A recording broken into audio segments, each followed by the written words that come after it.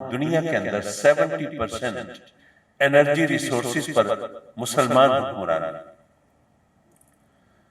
اب ذرا یہ کمپیریزن دیکھ لیں کہ دنیا کے اندر جو یونیورسٹیز ہیں ان میں سے کتنی پرسنٹ مسلمان ممالک میں ہیں،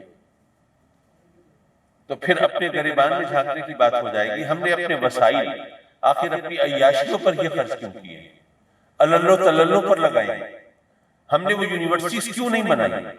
آج ہم پر پابندی ہے اگر نیوکلیئر فزکس کے اندر پی ایچ ڈی کرنے پر، تو ہم نے اپنی یونیورسٹیز بنا کر ان کے اندر خود ریسرچ کیوں نہیں کی؟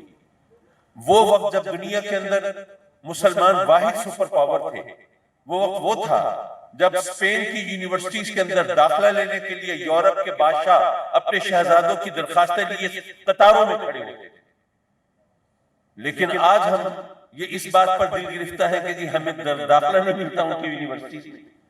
تو ہم نے جب تک علم کی دنیا میں حکمرانی کی، اور یہ بھی میں اس پلیٹ فارم پر کہنا بہت ضروری ہے کہ ہم نے علم کی دنیا کو سمجھا تو صرف قرآن و حدیث کے حوالے سے، حالانکہ آقا کریم حضور علیہ السلام نے اگر جنگ بدر کے قیدیوں کو چھوڑا تھا تو قرآن و حدیث پڑھانے پہ نہیں چھوڑا تھا، صرف علم کی ترویج کے حوالے سے چھوڑا تھا۔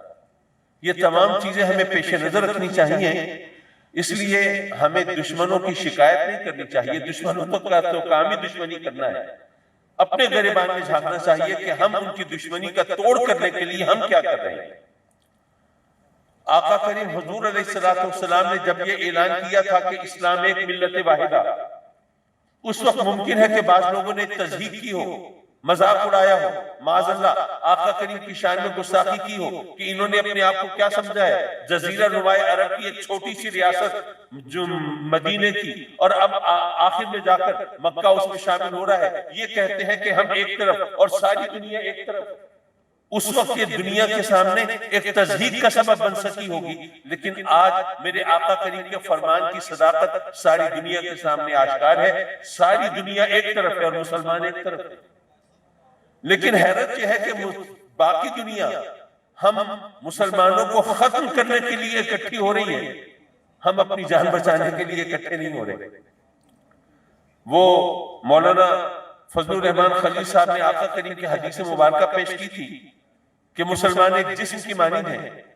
میں نے کئی مقامات پر عرض کیا بے شک میرے آقا کریم کے فرامین کا بے شمار مطالب ہوتے ہیں، ایک مفہوم تو سرکار نے خود متعین کر دیا کہ مسلمان ایک جسم کی مانند ہے۔ جس طرح جسم کے ایک حصے کو تکلیف ہو تو سارا جسم اس تکلیف میں شریک ہوتا ہے، سر میں درد ہو تو آنسو آنکھ سے بہتے ہیں اور آدمی تکلیف سے ایڑیاں رگڑتا ہے اور سسکیاں ہچکیاں اس کے زبان سے ادا ہوتی ہیں۔ لیکن اس حدیث کا یہ مطلب بھی تو لیا جا سکتا ہے کہ مسلمان ایک جسم کی مانند ہے، اور جسم سے کوئی کام لینا ہو تو ظاہر ہے کہ سارے جسم کو معاونت کرنی ہوتی ہے۔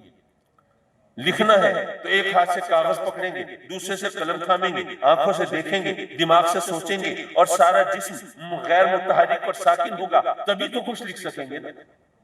تو کوئی کام کرنا ہو تو مسلمانوں کے لیے پیغام ہے میرے آقا کریم کا کہ ایک جسم کی مانند اگر یکجہتی کا مظاہرہ کرو گے تو اس کام میں کامیابی ہوگی، ورنہ اسی طرح ٹامک ٹوئیاں مارتے رہو گے۔ اور اس حدیث مبارکہ کا ایک مفہوم یہ بھی تو سمجھ میں آتا ہے نا کہ مسلمان ایک جسم کی مانند ہے، تو کیا کوئی یہ ممکن ہے کہ کوئی میرے سر کا تو دوست ہو اور سینے کا دشمن ہو؟ کیا یہ ممکن ہے کہ کوئی ہاتھوں کا دوست ہو اور پاؤں کا دشمن ہو؟ بھئی جسم ایک اکائی ہے نا، یا کوئی دوست ہوگا یا دشمن ہوگا۔ لیکن ہم نے یہ نہیں سوچا کہ اگر کوئی پاکستان کا دوست ہے تو وہ افغانستان کا دشمن کیسے ہو سکتا ہے، اگر کوئی یمن کا دوست ہے تو وہ ایران کا دشمن کیسے ہو سکتا ہے؟ مسلمان ایک اکائی ہے، یا کوئی دوست ہوگا یا دشمن ہوگا، بس ہمیں دوست اور دشمن کی پہچان کرنی پڑے گی۔